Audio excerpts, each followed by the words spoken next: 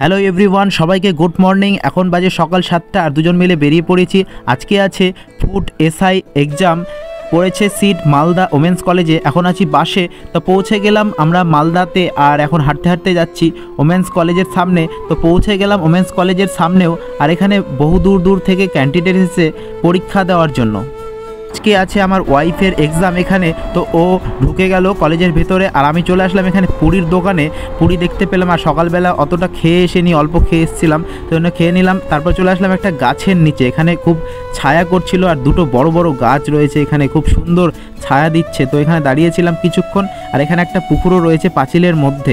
এখন বাজে 11টা, 9:30 থেকে এক্সাম স্টার্ট হয়েছিল, 90 মিনিট টাইম ছিল।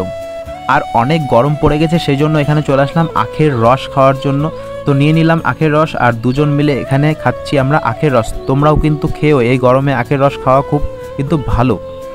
গাইস, আমাদের আখের রস খাওয়া কমপ্লিট, আর এখন আমরা হাঁটতে হাঁটতে যাচ্ছি রথবাড়ির দিকে বাস ধরার জন্য। এখন আমরা বাড়ি যাব, পায়ে হেঁটেই চলে যাব রথবাড়িতে, বেশি দূর না।